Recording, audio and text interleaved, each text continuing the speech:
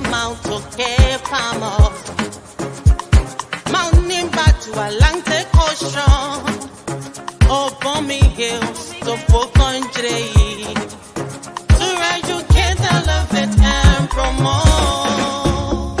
Yeah, focus on Liberia, for Liberia, Liberia, for Liberia, yeah. From Monday to Sunday, from Monday to Sunday. Is it okay now? It's focused on Liberia. Yeah, so as I was saying, we're not live yet, right? Talk about home affairs. Yeah. In diaspora. Current affairs. I will table that subject. Rely on information. Oh, brother failed to play. History. This is my brother failed to play. Talking about culture. Politics. Education. Entertainment. Business. Sports. Advertisement. Articulation. Focus on Liberia. Focus on Liberia. Focus on Liberia.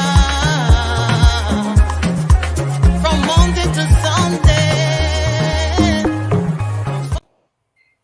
Hello, ladies and gentlemen. Welcome to another edition of On Point. It is Sunday, 4 p.m. on the East Coast.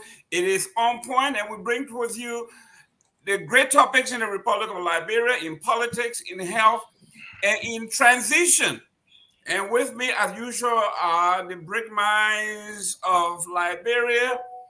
I want to warn you that of late, it looks like all of our links to the Unity Party has been blocked. It is very difficult these days to find members of the rescue train coming up here to give us an update on issues in Liberia. But anyway, today is a great day in the United States. The NFL, we have the Baltimore Ravens and the Kansas City Chiefs going. We understand this. And then later on, we're going to have the 49ers and the Detroit Lions. We are from the East Coast. So usually we will support my Miami Dolphins is out. So now we're going to go with the Baltimore Ravens and the Detroit Lions. These are the folks on the East Coast. So we have to go with the homeboys. Now, if you are on the West Coast, my boy Joe Cassell just told me he cannot come on today because the 49ers are playing and he has to defend the 49ers. Ladies and gentlemen, this is where we are. And a brief update, if you are following the African Cup of Nations, yesterday was a great game between the great superpowers of of West Africa. It was Nigeria versus Cameroon. Great game. And Nigeria defeated Cameroon 2-0. Great guys. I'm sorry that ESPN, for some reason, is not carrying these games, and we have to do something in Africa, that they have to give us some respect. This is the entire continent of Africa. We are having the African Cup of Nations. All the countries, all the teams in Europe, they are all dominated by African players. When these boys come home to play, they owe us the respect to make sure that the world sees what's going on in Africa. Now, that being said, let me introduce our guests, our great panelists, my co-host, Mr. Michael Padmore. How you doing there, sir?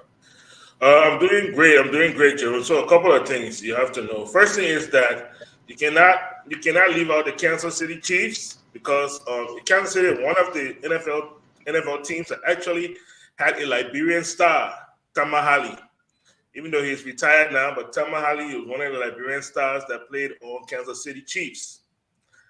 Two, when we want these things brought to our living room, we have to flex our muscles. I will say, I'm for one, I dropped the ball. There's something that we should have gotten on last year, but I will help to initiate that purpose, that we will get 1 million signatures that we can send if we can get 1 million signatures sent out to any broadcasting unit, they will carry those games. It's business. They want money, and if we can show the viewership, they will broadcast those things for us, where we are. And we have the viewership. The African diaspora, trust me, we are way beyond that amount, and we can do that. But if the people don't know, they won't broadcast. So we got to flex our muscles. So I promise you here, I will start that effort in the next African Cup of Nations. It will be broadcasted by a major station in our living room for all of us to watch. I promise you that. Excellent. Before you move any further, before we go to the topics of the day, Mr. Anthony Gay and Mr. Tao, what Mr. Padmo is talking about, this is a breaking news, and I'm talking about starting tomorrow. We'll begin the petition process where people can begin to sign on, and it's incumbent upon every one of us, including our major partner here, our mother station, FOL, to initiate this. We are talking about, when you look at France, the entire French national team, there's only one light-skinned guy there, and his name is Benzema. And Benzema himself was born in, I think, Tunisia or Morocco, one of those areas. So Algeria. So when you look at it, that's the entire African team.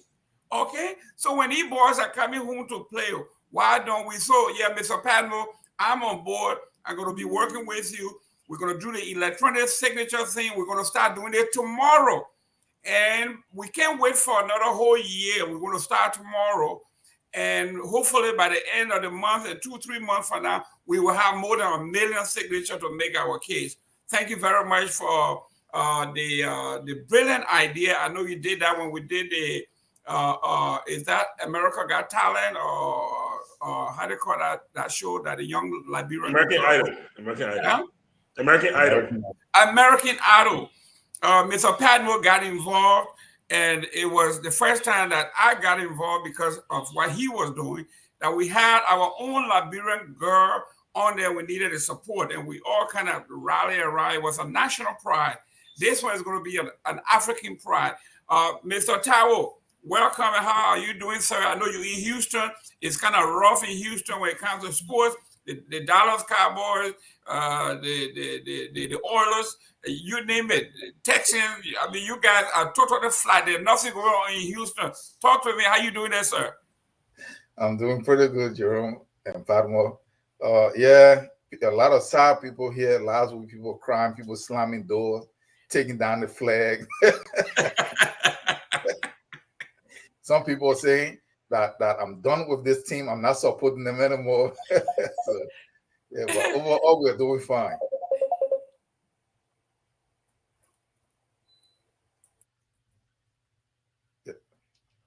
What, did I mute?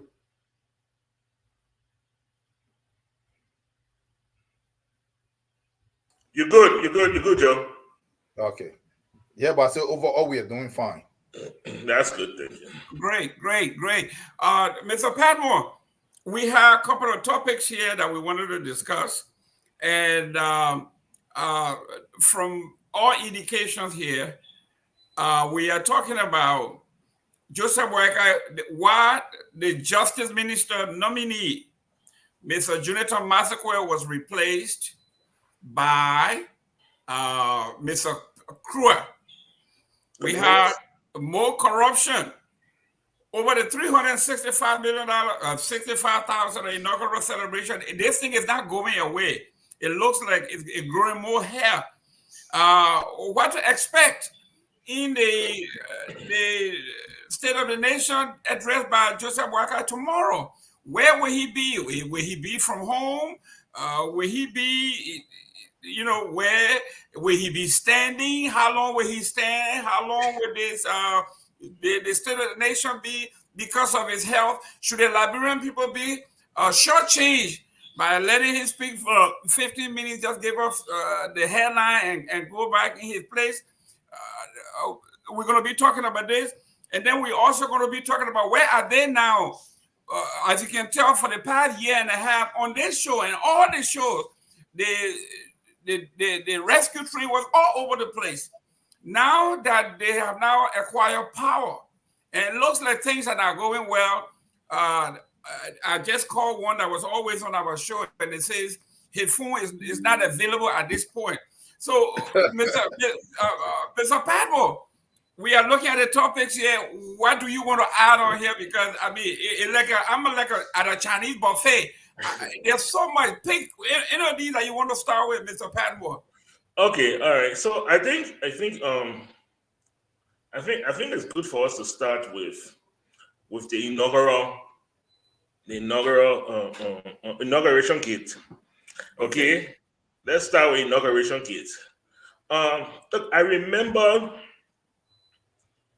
when the CDC came to power, one of the first things that came out was the issue about the 9 billion and the printing of money. And that particular incident followed CDC for 6 years straight. They couldn't get rid of it.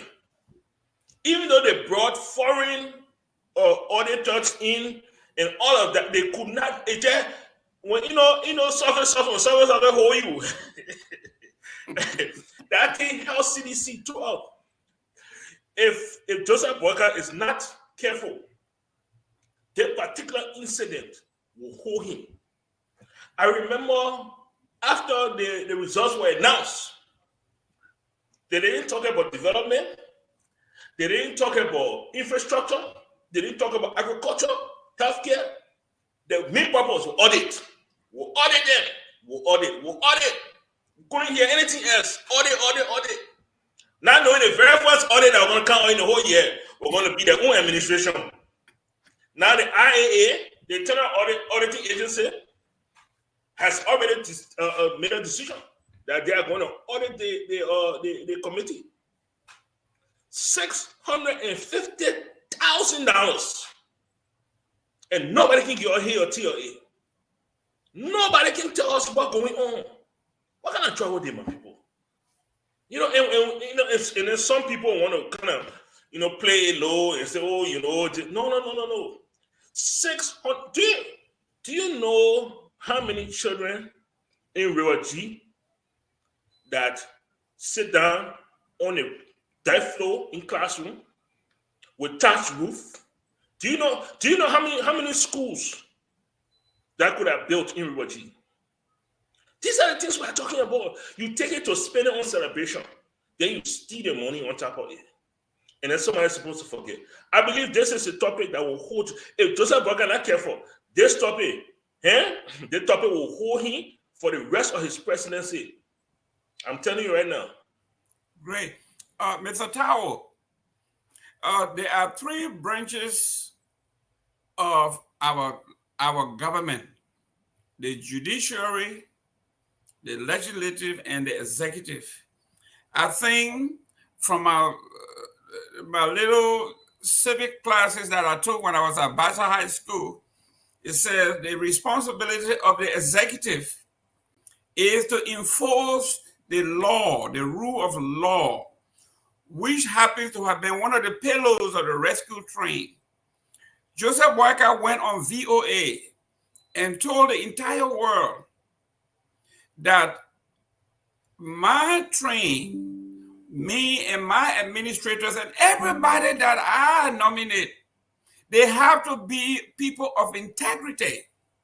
I am going to declare my assets and publish it as evidence that I am serious and will enforce the law.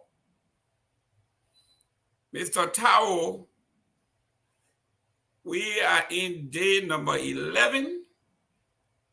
Joseph Boykai have violated the law.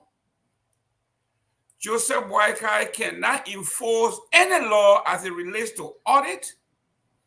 Joseph Boykai cannot enforce the law as it relates to accountability, cannot enforce the law as it relates to integrity. Integrity is saying something and doing it. He promised the world on VOA, he said, I am going to declare my assets and publish it before I take office, and everybody else that are nominated. And here we are, 365,000 of the 650,000 that was given. That's over 50% disappear in thin air. Nobody knows what happened to the money. And the folks that were coming to audit wind up being audited from the get-go. Mr. Towell, it is scary. Yeah. Jerome, thanks very much. I'm glad that we are actually discussing the topic. If you remember the first day that I came on the show, that was in December, and I mentioned this, that we're not really going to see anything that different in terms of accountability and all of this and that, and transparency that were mentioned. And the last show that we had, the question was, how are they going to put, whose hands they're going to put this money in? So in the first place, I think there is something that is very wrong here, and it start before boycott or anything. I don't know. I don't remember on a door whether that's how it was. I was not paying attention to government, but how come when they say development funds? Because I'm coming to something here, development funds for the counties. Why are the representatives the one that are handling money?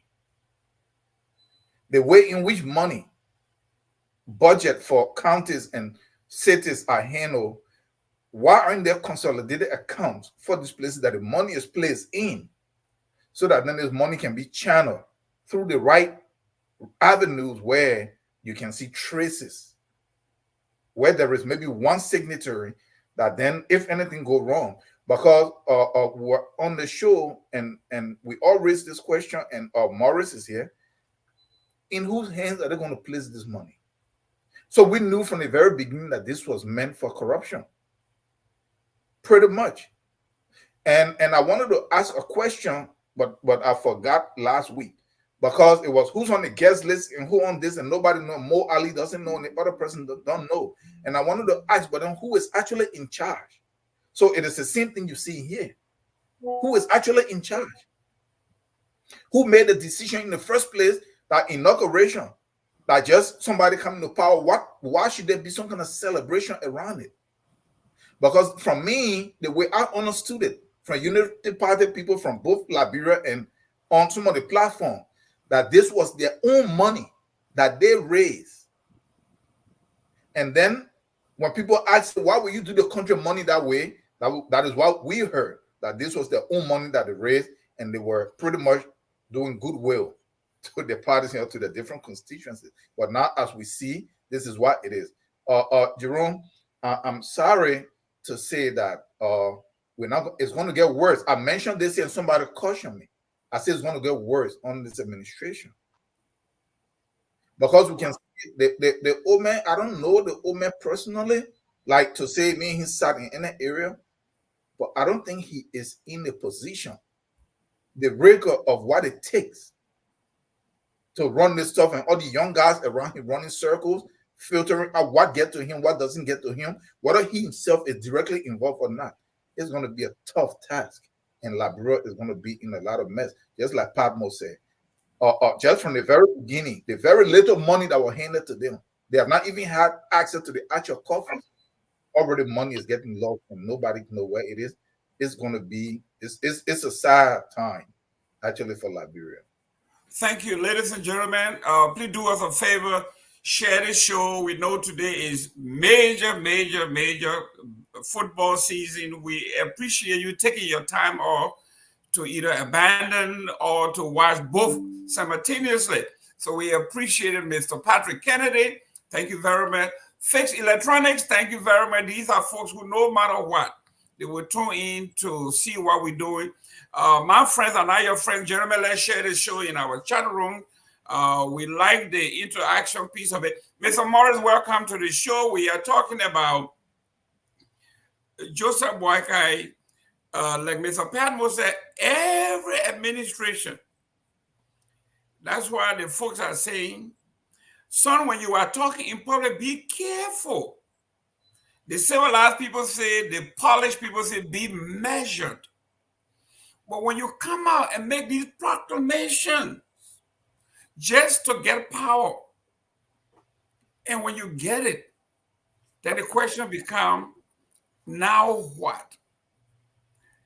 Joseph Boakai went on VOA and all the platforms around the world and said, look right in the camera and said, my administration is going to be based on integrity, accountability, and the rule of law. And I promise you that I am going to declare my assets. Basically, like we say in the Liberian parlance, the fish get rotten from the head. I am going to declare and publish my assets. And everyone thereafter will be held accountable to that standard. And this is what the law requires. He is the chief executive. The responsibility of the executive branch is to enforce the law. Mr. Boakai came in, he has violated the law. How can he say he can audit anyone when I remember Barack Obama was asked, you came into Ghana, why you didn't go into Liberia, which is where you were supposed to go, everybody expected. He said he can't go to every African country per se because of the time and everything else. But he said especially to countries that skim 20% off the top. Now we are talking about, it said $5,000 going to every county, and the chairman of the United Party said we took off $1,000. Okay, Mr. Gayman, let me come in here, please. Yeah, $1,000, 5,000 is what? 20%. They skim it off the top. Go ahead. Look, I'm sorry for being late, but it's a pleasure to be on with you guys. I think Mr. Towers said it, right? The reality is that Joseph Boakai is now our president, so I'm going to be measured in how I address him. I'm going to show him more respect for the office that he holds. I said it here on the last week's show that it shows some level of naivety for our president, at the time president-elect, to entrust regular Liberians with 5,000 United States dollars. Some of these people who have been struggling have barely seen $1,000 throughout the year, and then you entrust them with $5,000 and expect them to be truthful and to use that money for its intended purpose. I think he was naive by doing that because he knows the society that he lives in. He's an old man. He knows the history of our country from since 1940s or whatever when he was born to the current time. So people are corrupt. Most people are inherently corrupt unless they have something that's going to keep them straight. Whether it's the law, whether it's the church, whether it's something that's going to hold them to account. You give those people those money. It's like giving meat to wild hyenas. You think they're not going to eat it, they're going to eat it. So I think that was wrong on his part to say, oh, here's the money, you'll go celebrate.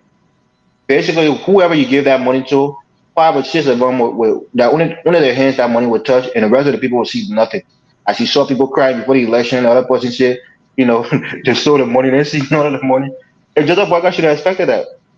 President Boakai should have expected that. And then secondly, when you're talking about declaring his asset, look, I said it before, Joseph Boakai, his stamina is one of the things that we have to look at. His mental acuity, being there in the moment. We saw a similar episode like what happened on the inauguration day, if you remember, Mr. Gayman, with Monsieur Pade.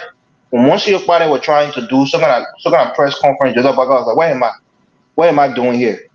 People say it was on some kind of early sign of onset dementia or some trying to armchair diagnose the old man. But it shows that sometimes he's out of it. Sometimes he doesn't know what he's doing, what he's supposed to be doing, all of these things that they want the old man to do. Sometimes he's not fully cognizant of what he's supposed to be doing, what role he's supposed to be playing. So I think this presidency is going to be one that is going to be managed, especially in terms of the workload that they're going to try to put on this president's head. They have to manage him very carefully. So when it comes to Joseph Boakai, a physical, state, we're going to have to take things like Liberian people say, lipe. We have to take it lipe, little by little. You can't put all of this work on this old man and expect him to perform. And that's why I always say he's not going to be able to fight corruption as vigorous as he would have had 10 years ago, 15 years ago, because he just doesn't have that mental and physical strength to really be on top of things and be on his A game. That's why I think Mr. Tyler was saying that these young guys are going to run laps around him. You put somebody like Amos Swear to LPRC, that very lucrative position, and you think that because Joseph Boyka is president, Amos Swear will not take money and do some underhand dealings at LPRC? I beg you. Definitely he will. So we all want to see what he's going to, the kind of mechanism that he's going to implement to try to curb corruption. See if it's going to be effective. If not, then you just got another hen watching the hen house, and those boys are going to loot that country, maybe past what the we are government did. So for me, I think Joseph Boyka, President Boyka and his government going to be more of the same, if not even more or worse than we as government. Because sometimes these guys are, some of them are sophisticated. They can hide things that the common man cannot see it from just looking from the outside, inside. So for me, I think it's a long ride, Mr. Palmer. I think you did a great job on the weekday shows and holding this government feet to the fire. I just want to commend you for that. But I'll leave it there for now, Mr. Gayman. Thank you. Mr. Gay, you were on the rescue train with transparency, the rule of law, integrity. So you brought the rescue mission. And the rescue mission, in fact, was coming to audit everybody. And not only audit, but you were going to set up this war and economic crime. And you saw Joseph Boyka does what everybody else have done in the past, come up with this smooth talk about, I'm going to establish a committee to look into it. And what happened, Mr. Padmo, we usually say, committee is where things go to die. So here we are. Joseph Boyka is saying, I'm going to establish a special committee, and we are going to look into this. And John Weah came in, he said, in fact, he did even better. He took the whole thing and sent it to the lawmakers and said, you got this, deal with it from here. And then he went on to say, gentlemen, I've done my part now, it is in your hands. Here we are, the man who was coming to rescue us from audit, corruption, he is beginning his tenure with $650,000, of which $365,000 disappeared in the thin air.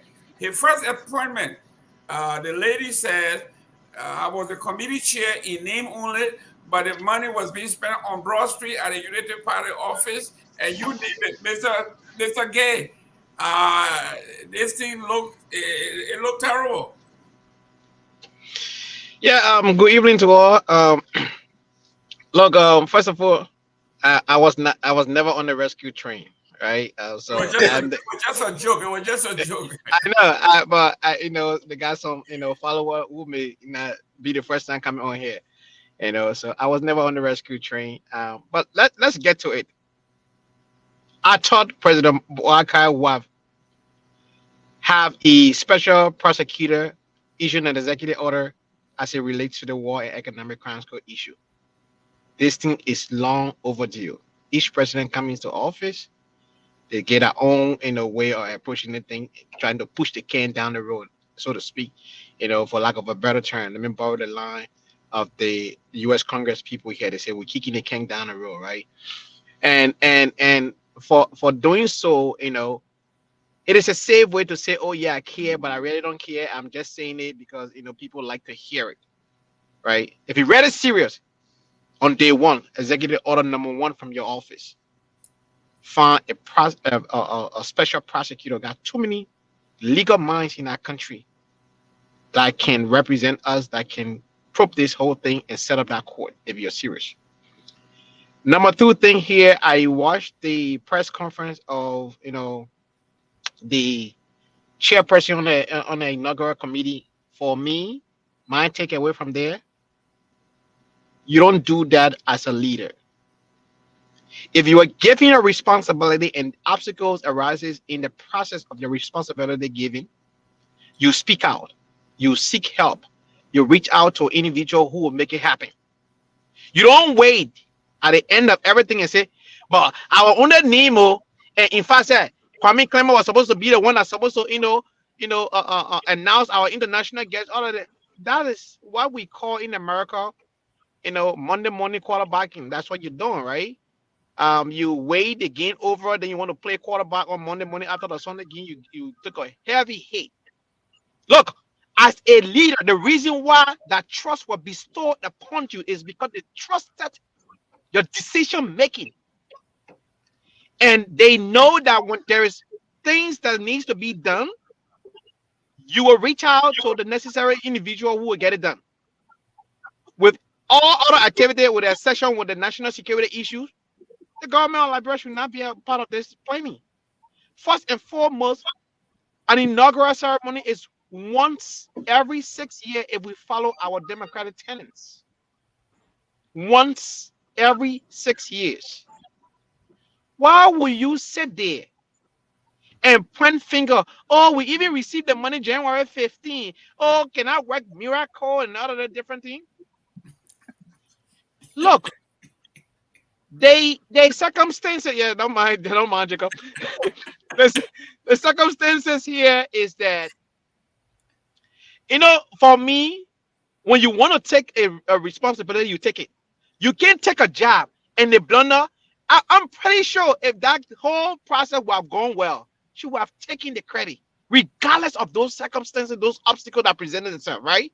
She would have taken the credit. Let's just be honest here. But Anthony, who do we know Miata family to be? We know her to be a great singer, a feisty lady. You can send her to the Ministry of Cultural Affairs. Why make her? Why make her the administrator of the inauguration? I don't know if she's done anything like her to that magnitude. So I think if she was out of place in At that that regard. point, right now, you raised a valid point, Evans. But what I can say right now, whether or not she has been an event planner or not, that is not the case. They gave you a responsibility. If she knows she is not good at planning big events, there are event planners all around Monrovia that have been planning big weddings, that have been planning big occasions. Reach out to those people and say, hey, listen, I'm giving this responsibility, but it is not my area of expertise, but I know how to manage group of people. So guess what? Come in here, you come here. Hey, Mr. President, our president-elect at the time, listen, I'm getting these obstacles. These people are not allowing me to do my job. So listen, speak to this person or reach out to do something. You don't sit there at the end of the day when everything is going bad now that you start pointing finger. Look, part of the reason why you are the leader is you can make split decisions. You can, reach out to people when things happen. The reason why a lot of people struggle as a leader, they think because you are the leader, you should be the only person to make all of the decisions, do all the work. You That's ready? Yeah. But Anthony, the problem was. Listen, before you get in, let me go ahead, Land. Hold on, Mr. Gayman wants to say something. Mr. Eastman. Yeah, go ahead, Mr. Gayman. Okay. Ladies and gentlemen, please do us a favor, share this show. I know today we got some great games. We got the Baltimore Ravens and the Kansas City Chiefs. Go Ravens. Later on, we're going to have the 49ers and the Detroit Lions. I know this, so we want to thank those of you who are on here following the show. Bobby's in the white. We are looking at Bobby. I think Bobby. Oh, yeah, my phone is very loud. I see. Don't mention it. Everybody they know the game going on before they run over yeah, the when you start another, start flipping channel now. Most of the people who are watching us, they are bitter. Their team has lost. They ain't going nowhere. They're here.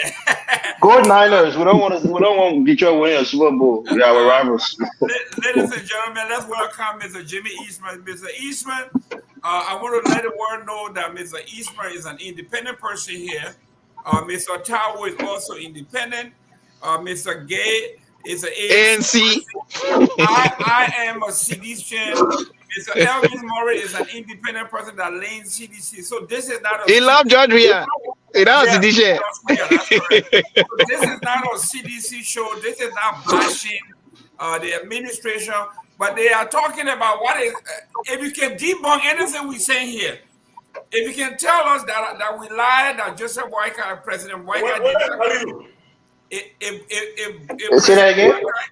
If President Boyka did not go on VOA to say that he was going to declare his asset, if you can debunk that we lied, then you are right. If you can tell us that Joseph Boyka didn't promise that he would declare his asset and everybody else that he nominates, there will be people of integrity. If you can say he didn't say that, then you can blame us. If you can also tell us that the rule of law, accountability, and audit, if they were not a mantra of the campaign, then debunk us. If you can tell us that we are not telling the truth, that President Kennedy, like I said, he had a program called Arrest.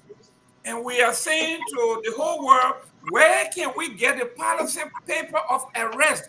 We know somebody say AREST, we understand that, but where is the meat? Mr. Eastman, we are here now from the Yeah. beginning. They say things get messed up from the beginning and things writing from the head. Mr. Weicker went Mm. on VOA and said he was going to declare his assets before he took office, and everybody else. We are not there yet. I am counting the days. This man have violated the law. Mr. Eastman, touch on this topic for me. There's a anyway. Whenever there's a new sheriff in town, we expect there will be some bumps along the way. There's so many issues to touch, but let's look at the inauguration. Um, yes, Miss Tremblay was the lead in that, and being the lead, you asked about her credentials or entertainer. I think I heard Mr. Morris illuminating all her. But she was also a journalist. I don't know if you guys knew it was during, but she was one of those really, really tough journalists. She got on the administration at the time, like to give us answers. When it comes to hosting such an event, I think not only do you need some technical expertise on hand, you also need some international expertise because you got people coming from abroad. So that had to be an extensive collaboration.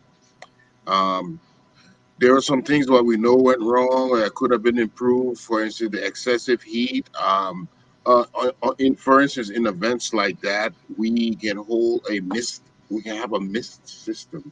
It's a mechanical system that sprays water and it cools the whole area. I mean, there's so many things that could be done, but how resourceful she was, how much money did she have? Those are the things that fall in question. And the falling or the temporary lapse of the president, I think security handled that as well as they could have. Looking at the situation, it's something unexpected. They quickly went to the podium, and I think it wasn't as it could have been much worse. I understand that some of the dignitaries that came had to leave immediately. I think we need a review of that, not for the sake of criticism, but so that we will know how to do it better each and every time. We call it lessons learned, and we grow by analyzing the past events, the past errors, the past good things we did, and we take away from that so that next time we will be better. So it's important for us to learn from each other instead of it's not just about criticism, but it's about building an expertise, and you build your expertise from the successes and the failures of others. So when it comes to not declaring assets and all of that, and all the promises, yeah, there have been a lot of promises made, and people are looking toward that, especially that of corruption. I think that is the 600-pound gorilla in the room, and it's not going to be easy. And what we will know though, if we see a system being employed, if we see people being indicted, if we see people being, if I were a journalist, I would ask President what will be his policies on these sanctioned individuals, and what if his people get sanctioned? What will he do? I would like to know his direction. So it's early, but now I believe the questions we should ask what are the plans, like Mr. Gayman just was saying, what are your plans in the near future for these critical events, so we know how you plan to address it, so we can all make that collective effort in the plan you give us. I think the communication will be very key so that we know what he plans to do. We don't can't expect him to do it all. It's going to be all of us taking part, but Thank we you. need to know the plan. We Thank need you. to know what he wants to do. I'm going to Mr. Towell chime in real quick, and then when you're done, Mr. Patton will get ready for this Yes. because Mr. Eastman is a diplomat here, and I'm actually surprised that he's cutting these folks a big slack, because the slack here is when we were young. I think it was 1980, 1979. The Lone Star was about to play Morocco, and we heard on the air the strategy was, we are going to play the game at 2 o'clock in the day when it's hot. So no ball from Morocco when they come, the heat will get them. Little do they know that Morocco is in the Yeah, Morocco in the desert. I'm gonna say, how is that gonna work? Morocco is in the desert. These people they come in, how the hell are you telling them? Those guys are Bedouins. They walk through the desert with nothing. Mr. Towel, go ahead. Yes. Yes. Because I did not comment on the asset declaration, and the thing about these laws and all of these committees, because I remember Mr. Eastman and Mr. Padmore, and I think Mr. Morris was in that discussion. I think it was maybe like last week on the other version of FOL. And Mr. Padmore, and one of the questions was all of these different tenure positions and all of this stuff, like all these, because what we keep doing, all these different branches, right? Anti-corruption commission, this one, all the stuff expand the government and expand the budget. What is the real need for these different areas? We already have rules on the book to punish corruption. If I went now and I stole something from the Capitol building, are they going to take me to some kind of anti-corruption commission? No. The police want to come and arrest me, they take me to jail, and then if there is proof. So why, when they come to the government officials and money that they handle and already have auditing stuff in place through finance and other places, why doesn't the system work? So if the initial systems are not working, adding sub committees and subgroup and sub branches, still not going to work, because the problem is Padmore made, I mean not Padmore, but Mr. Eastman made a very strong point. Why I told you guys from the beginning that the guys were not going to declare any asset. I don't know if you remember that they were not going to audit anybody. The same reason why did not audit anybody, and they too refused to declare asset. Everybody's intention for coming into this government is to steal. So they're not going to declare anything, and they're not going to audit anybody because they don't want to set that precedent. But Mr. Eastman made a very strong point. They wrote, and I went back and I started looking at the so-called declaration stuff. There is nothing in it that really compel anybody to do anything. Because the only time something compels you to do something, if there is some kind of repercussion. Are you going to lose your appointment? Are you going to lose your electoral post? Are you going to get arrested and put in jail? There is nothing. So once you are not compelled that there will be some kind of consequences, the law really don't mean anything at that point. Thank you. Mr. Padmore, real quick, and we're gonna conclude on this. This particular inauguration, something that struck me was the EPS or the SSS or the Special Security Service people came and said, all cameras down, all journalists cameras down. They started trying to confiscate people, knocking people's phone down. You are not supposed to be. Mr. Padmore, what does this say about free democracy, freedom of speech, freedom of the press? What does it mean when they say all camera down? Well, I know what it is. Freedom of the press. I think it was just spot of ignorance. You know, I think it confirms what we are seeing. These people, they were not ready for showtime. They still are not ready for showtime. They played the entire Liberian community, the entire Liberian voting populace. You know, they played them. They played everybody. They're not ready for showtime. They don't even know what they hear or they tell what's going, what's not going on. They have no idea what's going on. You know, and at this point, I mean, think about it, right? Today is January 28th. Okay, salaries are due in 3 days. Do you really think that government officials are going to take them in 3 days? I beg you, yeah. They better hold that thing. They probably be probably in the middle of next month. Before that even going to be thought about. You know, but it just shows that you know, they're not ready. They're not prepared. And this whole craziness about, oh, let's bring back United Party because United Party has done it before, and the woman is wise, the woman being government for 40 years. It just shows that, you know, it shows that it was wrong. And every single day we're back to this point. But you know, let's move on to the next topic. I really want to talk about, you know, the other things, including the asset declaration, because that is indeed against the law. Right now, the president is breaking the law. You know, how do you demand that the people you appoint, you know, declare their assets when you haven't done so? We're looking at confirmation hearings to begin coming this week, and how do those people go in front of the Senate when you, the president, haven't declared your assets? Why should anybody else do that? Why is it taking you this long, you know, to do such a thing? All these things, man, they're very discouraging, very, very discouraging right now. Mr. Anthony Gay, I've been calling the Joseph Boyka folks, my own brother, Alio Kamara. When I keep calling him now, his phone says not available. This phone is not taking calls anymore. I call Maurice Kroma. I'm calling.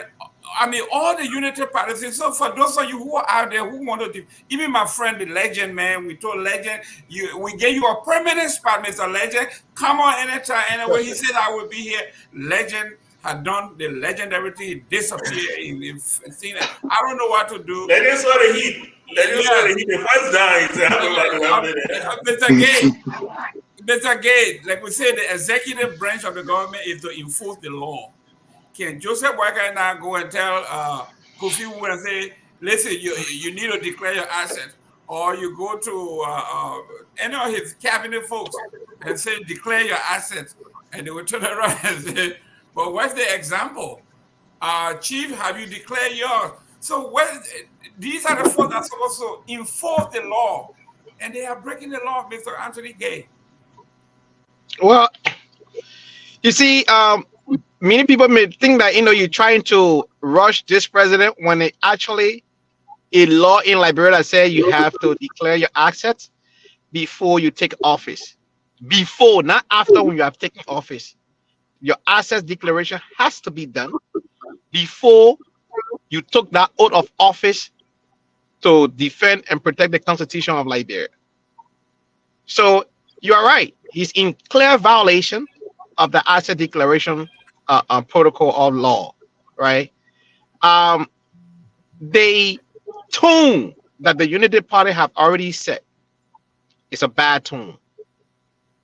On day one, with all that money, not a single bottle of water, napkin, next to the president. Even the EPA went to rescue him. They didn't even have napkin, no water nearby to give him. Let's just assume you forgot to have given water. The first instant of rescue is giving that person safety first. Put them to safety. You didn't even have water. I didn't see your EMT team, emergency medical team. I didn't see it. This is very concerning. So if you have a country like this that will operate the way these guys are operating, you got to be shaking your head and wondering why it happened this way. But you see, in Liberia, everybody is trying to protect their job. So these people are telling people, say, A lot of people gonna win. Let everyone not get vote for the papi so the papi can win. A lot of people gonna win. Oh, I'm hearing they say that JMB the other person gonna vote for. So everybody started going JMB where, right? But until our people realize that you don't follow the crowd, you make decisions based on your own instinct. People don't like to do that. I hope tomorrow they can put this behind them, right? You have a speech, have an area that is conducive. Don't repeat the same mistakes, and take it from there. The circumstances with the whole inaugural money, make sure people are held accountable, go to jail for it, and then you setting the tune now. But if you still try to come out and explain like the chairman did the other day, give a long spiral story how the money came from Unity Party account and all that different thing, we don't need it. So they still have an opportunity here to move on because they still have that 100 days deliverables, right? That some of us still waiting to drive from Aurora to the southeast. If that's going to be possible, we don't even know yet. So I mean, they can start by tomorrow morning, have a speech that is concise, have an environment that is conducive. People will be accorded the necessary seats with all that rigmarole that happened on the inauguration day. And let's see how everything goes on, and let people be held accountable for the whole inaugural circumstances. If those things are not done, trust me, this is going to be one of the worst 6 years that we have had in the past. Great. Mr. Padmore. Oh, Mr. I just skip over me again, Mr. Gayman. Mr. Elvis, we'll begin the next thing. They say, Papa, now you up it again, so you get on. We will begin the next topic with you. What to expect in the Joseph Walker State of the Nation address tomorrow? I think, like many people have said, he's going to make the mistake that I've been dreading that he will make, which is giving a lot of lofty promises, how he's going to fight corruption, how he's going to establish the War Crimes Court, how he's going to do all kinds of things that more than likely he's probably not going to be able to do. And I think tomorrow, for example, will, by the grace of God, will be a lot better than what we saw on the inauguration. But the damage is already done. As what a guy named the actor James Bond would say, the damage is done. So the damage is already done. So if he goes there and does a great job, people still remember what happened on the first day that he that he came into office. People from Nigeria, people from all over the world making fun of Liberia. You know that Mo Ibrahim, the guy who gives all politicians $1 million to stop doing politics. I don't know if his whole goal is working. He did the same thing with Ellen Johnson Sirleaf. Give her the Mo Ibrahim Prize so she don't get involved in politics because she was in a certain age range. And that was some of the embarrassment this old man was trying to spare some of our African politicians. Because when we say these things, it seems to be disrespectful, it seems to be insensitive. But even though we're young, we understand with old age, it comes less mobility, less stability, less physical agility, all of the illity there. You get it less the older you get. So for President Boyka to be at that age, and people want him to stand up and look presidential and give a long speech and even speak to the pace. Because one of the things that suffered our president is he speaks slow. And then the speech is already long. Yeah, and then the speech is already long, so it adds more time to it. And then he doesn't project his voice as much as people would like. So the microphone is not working. There's a lot of things that's going to be wrong, and he's only getting older. Years will come and add to him, and years will come and add to him, and things is going to go downhill. Surely, slowly but surely. So for me, I think tomorrow will be a basic day. The State of the Union, we can't really tell you what the State of the Union is because he just took power. What is he going to tell us? The State of the Union is in good hands? Is he going to try to blame President Weah that everything is upside down and nothing seems to be working in the country? Because for many of us, we know that the country didn't burn. Certain things didn't go well, but at the same time, we still have a country and we still have a nation. Our sovereignty is intact. So everything is not in the doldrums. So you shouldn't come and say, "Oh, we took over a country that is broken. We took over a country that is divided." I don't want to hear any of that in the speech. The main thing I'm looking forward to is his economic plans. What economic policy is he going to implement to help lift Liberians out of poverty? That's the key thing I want to hear. any other thing, especially war, economic crimes. I don't even want to hear it because Cooper Cry. I don't know if many of you knew Cooper Cry during the war. Cooper Cry was with Prince Johnson. People have said it, and I haven't verified, but they say he was on that tip when Prince Johnson was torturing Doe. Cooper Cry was with the IMPF during the war. And when we heard that Jonathan Massaquoi was going to be our defense, our minister of justice, a couple of, maybe a day later, we heard a switch because Prince Johnson said, heck no, he's not going to allow it. He must put Cooper Crowder to protect him. So many people think, like Mr. Gayman said, Joseph Barker is sending this thing to a committee to die, only to use the same strategy that President Weah used. Look, I sent it to the legislature, and I did. I'm waiting for them. They haven't got back to me. There's nothing I can do. It's in the hands of the people's representatives, and if they don't do anything, there's nothing I can do about it. And that's what we knew Joseph Barker was going to do. This president that we have is nothing new. He's nothing different. He's going to use the same tactics of his old boss. He's going to use some of the same tactics of George Weah to get away, to skirt some of these responsibilities that he put on himself. So for me, I have no faith in Joseph Boyka. And lastly, before I pass it over to you, Mr. Gayman, Madam Miata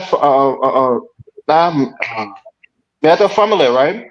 Yes, We know yes. that she had been living in these United States for many years.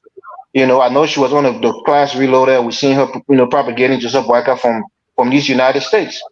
That's one of the problems that people have in Liberia. When you live here for such a long time and you go into Liberia and you try to do things the quote unquote American way with people who you don't have a rapport with, you're gonna face roadblocks because these guys don't know you like that. They've heard about you, but they don't have that personal relationship with you for you to say, okay, go do this, go do that. You're somebody that they seem to be from far away. You're distant from them in terms of a personal relationship. So I think that's one of the mistakes that Boyka shouldn't make. Even though we are in the diaspora, want to see some of our people go there and take jobs, but he shouldn't appoint a lot of people from outside of the country because they just don't have the relationships and the rapport with the people on the ground. You're going to see clashes between those two groups of people. But so far, I think maybe they have steadied the ship, and let's look forward to seeing how they progress with their government. I'll leave it there. Great. But Mr. Morris, I just want to say, actually, Miata, Miss Fumbler is based in Africa. I think Okay, when Nigeria. you She say, does a oh, lot in of, Nigeria, but outside of the country, yeah, okay. yeah. So she runs a lot of programs within Africa. So and then again, her father was the illustrious Ambassador, right? ambassador Henry To Family. Kenya, So yeah. Yeah, but that's Burma Family's And the sister. sister, yeah, I yeah, know, I but So know. she's had exposure, but like I said, they should have brought in more experts to do this thing properly. There's things that experts see right away. Their eyes are trained because of their training to see things, to identify things immediately. And even before they begin, they ask if certain things, and if you don't bring these people, and this is a mistake I think our government made. They didn't bring the experts they needed. Now, if they make the same mistake and go by UP loyalists and all of that, it would not be successful. You need experts, nothing else, nothing great. less. Mr. Tao, we are talking about Yes, sir. the expectations of the State of the Union tomorrow. What is your expectation based on the previous one? I don't want to talk about inauguration because the inauguration, it was so terrible. Nobody talk about expertise because we did it in 2006 flawlessly. We did it in 2012 flawlessly. We did it in 2018 when President Weah came in flawlessly. Okay, this was the first time that I heard that they have decided because there is basically a basic standing committee in Liberia that Okay. does this. They are apolitical. They did it for Ellen twice. They did it for Weah. We had no issue. So why deviate from a standing committee and go do your own thing by saying we say we have new people, we don't need to deal with evil, we're going to do it our way and fall flat. But tell us, what do you expect tomorrow from the State of the Nation address?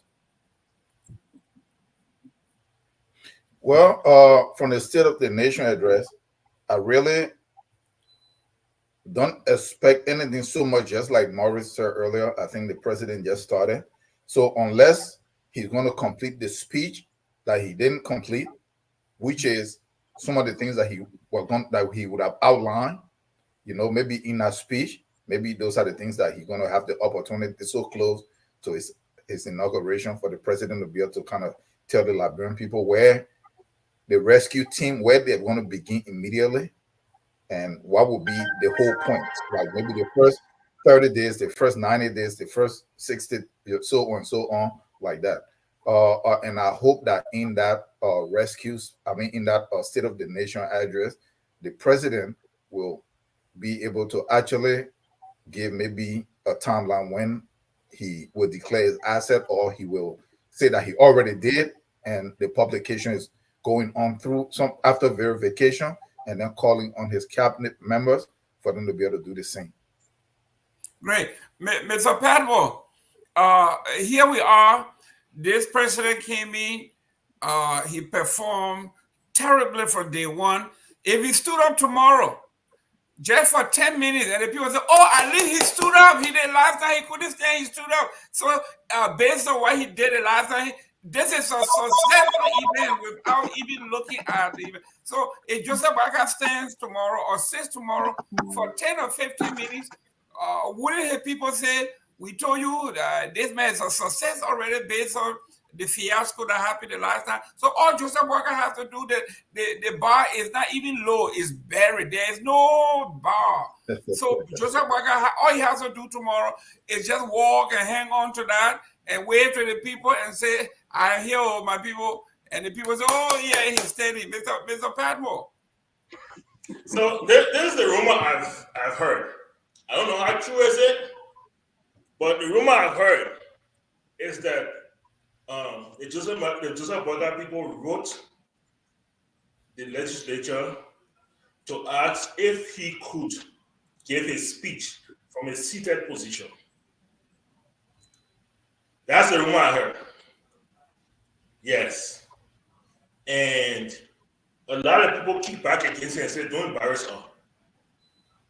Don't embarrass her. It's better you give a short speech than to go there and ask to be seated during the State of the Union. You are supposed to come and stand before the joint session, and update the joint session.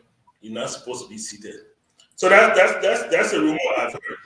That's a rumor I've heard. Quick question, Mr. Padmore, I think for the whole panel. Should we give President Boakai special treatment based on his age? Should we, as a nation? I think so. I think for that to happen, I think President Boakai first needs to admit to the nation. Here's the problem. The problem is not people are not insensitive to his age. People are not insensitive to his fragileness or his frailty. But this man and his people kick back against it.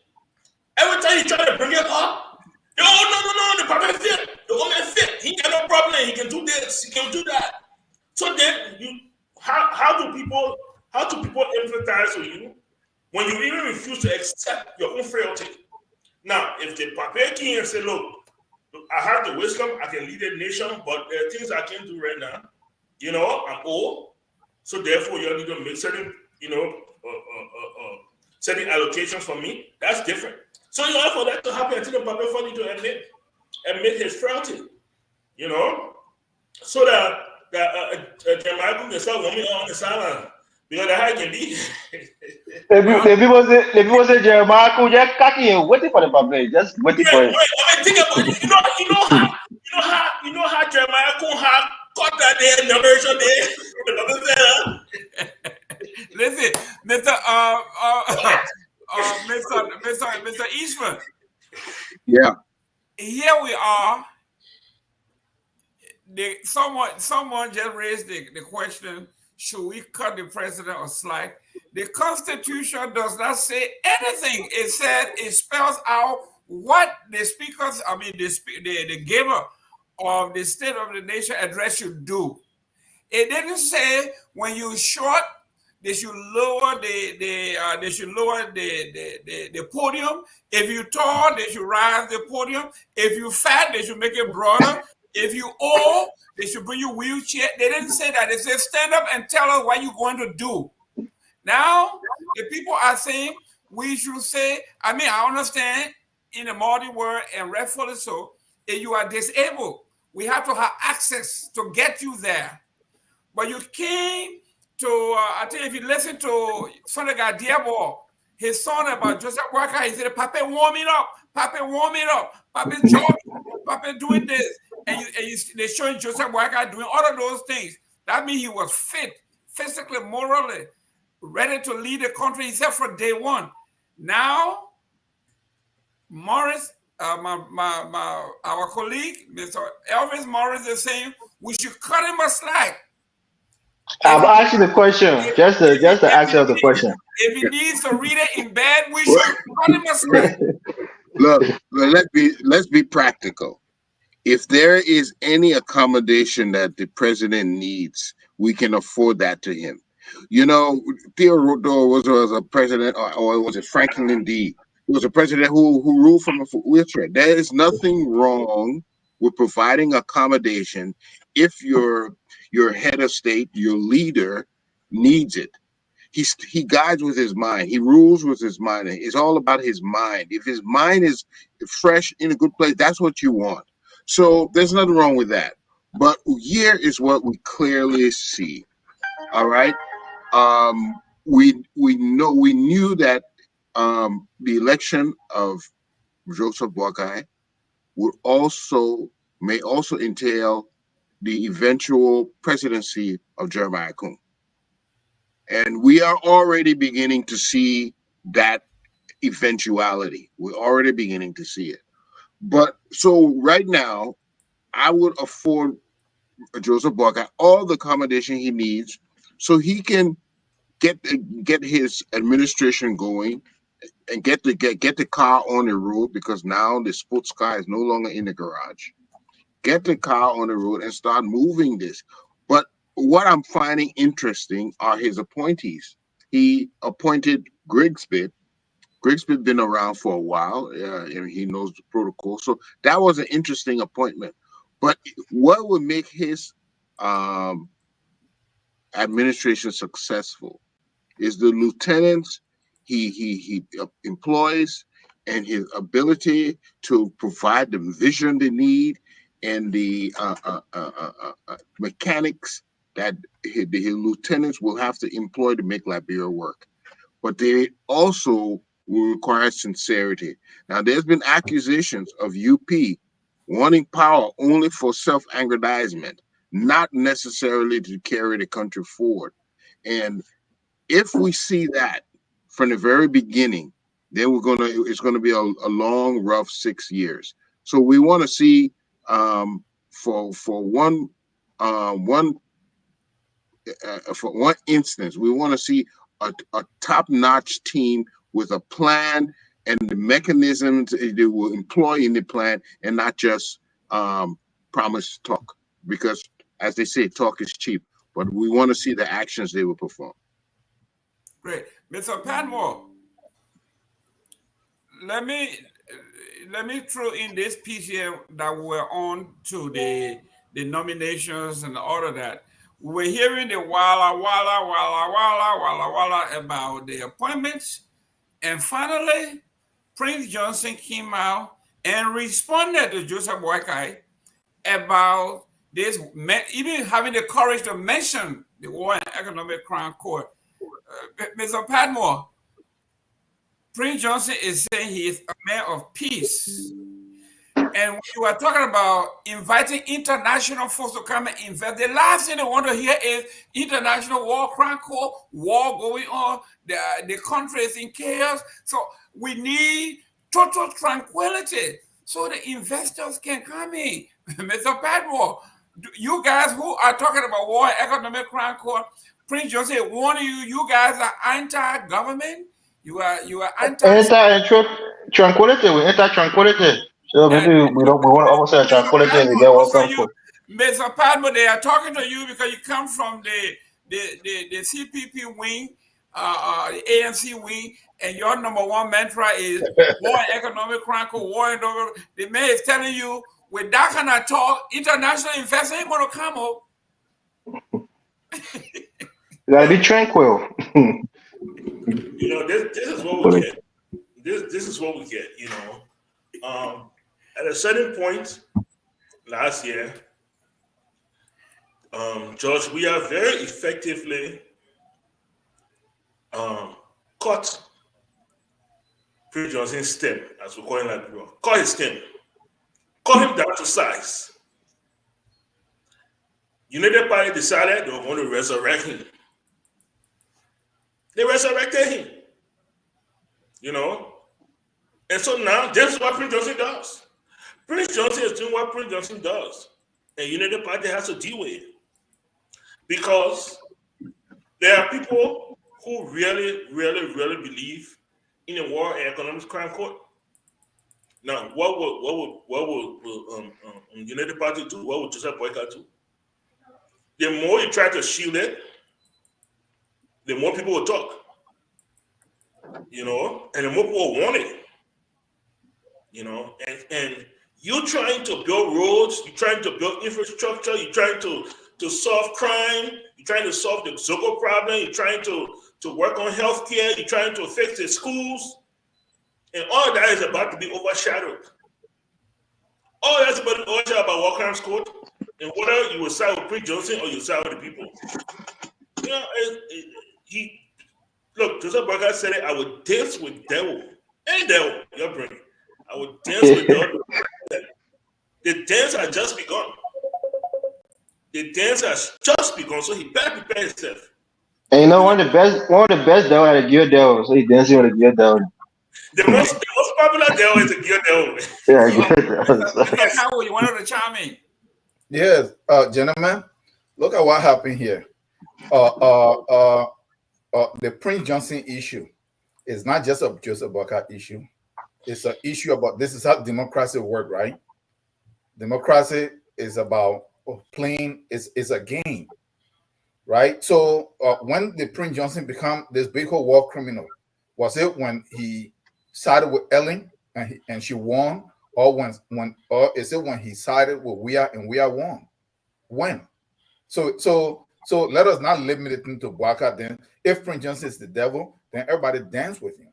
But you see, this is what the democracy that we are practicing. This is how it works. Because Mr. Eastman says something here that when we're talking about the man of the year who made the political move, and he said Prince Johnson, and he was right in that regard. It doesn't in the present democratic stage, as long as Prince Johnson is relevant in Limba, where there is vote. Let me tell you something. Even if we will find out that he made a mistake. We did not cut Prince Johnson. I don't think because all of a sudden he realized that Prince Johnson was a war hero. No, it was some kind of internal disagreement. But I wanted to go to a point. The War Crimes Court. I had a discussion with a friend of mine around 2007, 2008. I was in DC, and we went to a conference, and then like around 2001, all this stuff going on. The War Crimes Court, that stuff was never really meant. It was never intended, from the way I understand it, to be implemented. And I don't think it will ever be, not in the form in which they present it to us. That thing was meant to shackle government in Liberia to force certain concessions. Who established this so-called TRC? Who established it? Who funded it? The same people who were implicated in the war. I listened to Buya. Nobody was able to challenge or refute that. Where in 1990, when the delegation came to Washington, D.C., they said, we need your help. Our people are dying. He said they went to the Pentagon, they went to the White House, they went to Congress, and they went somewhere else, State Department. He said the answer was the same. You see that telephone over there? We can pick it up and make one phone call, and we start Charles Taylor in his track, and the war is going to be over. But we're not going to do that. We're going to allow the war to be fought in Monrovia, and a quarter or 1/4 of your population will be white people. Where was the TRC set up? Where were the people trained? Morris, isn't that in your state? That is what most of the training went on. Who funded them? So you see Mr. this. Mr. Tower, I think you're giving some conspiracy theories here, and I think that's a It's not deeper no, conversation. it's not conspiracy. I'm giving you people that were present that gave testimony. So you don't jump to conspiracy. The So what was spirit the is saying, conclusion that America just wanted Liberians to die for no reason in no, particular, just a I quarter of don't our know. population to be dead? No, listen now, listen. Emmanuel Buye gave this. I know. He named names. He named names. And Kafuma No. Kone, all these people that went to that meeting, they were present. He said, my witnesses are living. Ask this person. Ask this person. This person was there. Then when they went to Sierra Leone, the last one, the Shashe affair from Monrovia, flew there. He said when him and Doki sat down and when they were drafting the agreement that, look, our people are dying, what were you? They all had agreed. He walked in and said, don't sign anything. You don't need to be in any ceasefire with these people. You have upper hand. There will be no ceasefire. They placed a call to Taylor and that stuff was over. So when you want to say, not Mr. Gayman, let me come in, please. I think it's my time to come in. talk people said. Look, no. Let me wrap something up here. Yeah, please, just one thing. Just one thing, Morris. Please, whenever we are trying to have a certain discussion and we are giving evidence, stop trying to jump to conspiracy theory because it's a way of not being able to discuss the issue and want to dismiss it through some kind of vague accusation. That is not good. And when it comes to whether it is Germany or America, when they point something out, you want to jump in like you're trying to defend. Nobody's accusing anybody. We're saying these are the evidence, and these are the same people that funded and sponsored the so-called TRC. I read through many of the documents. Have you read it? Have you looked at it? It cannot be implemented. It's going to only be used as a leverage for them to constantly create tension in our country. Great. It never will be. Great, Mr. Morris, real quick, go on from there, and then I will have Mr. Gay respond to Sam Waller what he's saying here about there will be no basically any development or any significant development in the country, especially infrastructure that is much needed until the War and Economic Crime Court is established. In the absence of that, we are spinning our wheels. So, Mr. Morris, go ahead, and then next will be Mr. Gay. All right, thank you. Well, all due respect, Mr. Tower, Samuel Doe was my kinsman, right? And the thing that America was trying to prove to Doe was that he needed to understand the world order, how things work. When in the 1990s, when Doe was captured and killed, the man who was president was George Herbert Walker Bush, the senior. He was the leader of the CIA when Doe first when that coup happened in the 80s. He was a CIA director. People know that it's been rumored. I'm not going to say this is a fact, but they orchestrated that coup along with the Israelis to get Doe and those guys to kill Tolbert and put him into office. And they did that because of the same thing that Doe later on started to do, which is trying to go against American interests, saying that he's going to give the people their money back after all they will raise the money in Liberia, trying to be a tough guy to the people who know where all the bodies are buried. And when George Bush was there, he made sure that he was going to get Samuel Doe one way or another for quote unquote disrespecting the United States. The United States has done this in South America. Manuel Noriega, people like Pinochet, who they helped put in power, they went there and took them out. They funded groups to go in there and take those guys out because when they think they're too big for their boots, America makes a point in getting them out so that other people will stay in line. If they get out of line, they do the same thing to them. No, the point that I'm trying to make to you is when you say that, hold on now, when you say it's about concession, it's not about concession, it's about raw power. America got their man, they got something to do, they did what they wanted to do, and he's out of the picture. They have no other point to prove to Liberia with concession and other things. The point is, when we had the TRC, there was one person who had the power to implement it. It was President Ellen Johnson Sirleaf. And she reneged in its implementation because she felt like she was being targeted. She thought she would have immunity because she was the president, and she had encouraged the people to establish this TRC. And when they went after her, she saw that as an affront to her power. and she refused to implement the TRC. It was Ellen Johnson Sirleaf who refused it. If America didn't want the TRC, they would have not funded it. They would have not had people come to this country and do the research and held town halls here in Minnesota at Hamlin University, and the other things that they did to foster the TRC being, formed and implemented in Liberia. So please don't blame the United States. Blame Ellen Johnson Sirleaf, who herself refused to implement it because she was banned for 30 years. It's not America's fault that the TRC was not implemented. You can say they were culpable in our war, but in terms of the TRC not being implemented, it was not their fault. They spent money to do the research and to put that team together so that it could be formed, In the first place, for the TRC to be Okay, guys. implemented. misunderstood. I didn't say America did not want it to be implemented. I'm saying You got 1 minute. it's not possible for it to be implemented. Great. Why? Why is it not possible? You got to explain it to us. Okay, guys, listen. Okay, so let's look at it here.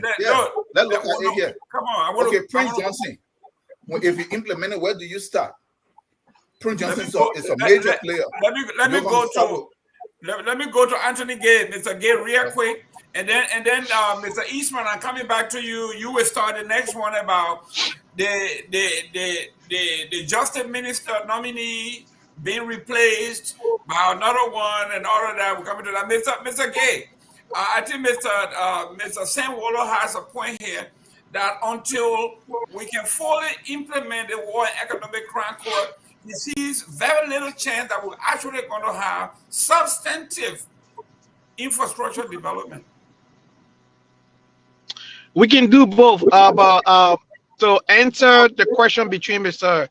Tawo and Mr. Morris, I was sending a video. A trained lawyer who is doing his PhD in London was invited to the Liberian Senate and gave a reason why the TRC can be implemented in Liberia with no problem.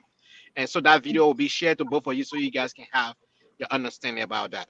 Having said that, look, this War Economic Crime Code thing here, it only takes a president who is ready on day one, sign an executive order, appoint a special prosecutor, and all other things can fall in line. Like I said, the Senate invited a trained lawyer to explain the TRC and some of the excuses they were giving and why is it possible, it's not going to be possible.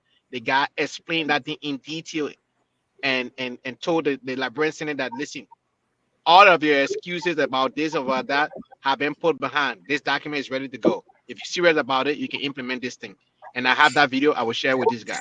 So now, infrastructure and all of the different things, I think we can walk and chew gum at the same time. They can start working. The president have already made promise during the campaign. Then in the candidate said that in the first 100 days, no car would get stuck in the mud, right? And so let's hope that happens. If that doesn't, I know it's not feasible, but he said that's why I'm going to hold him by that. He the one gave up a report card that we should, grade on, right? He gave her the template that 100 days, no car will get stuck in Liberia. If you don't address the infrastructure issue in Liberia, if you don't address electricity in Liberia, if you don't address, the economy of Liberia, we're not going to have a prosperous nation, right? And two things were working hand in hand: addressing electricity, addressing technology. No institution right now in Liberia will function in the absence of technology. You will not be, or smooth in this day and age. So the way they can overlook technology, they really need to take a time now and pay attention to technology. You want efficiency, you want scalability, you want work result. You gotta use technology to get it done, right? You cannot put in system without technology in this day and age. So construction can be done or infrastructure can be done simultaneously with the War and Economic Crime Code. But the only way it will happen when we have a serious president who sign an executive order and appoint a special prosecutor and the process starts. Great. Mr. Padmore, welcome back.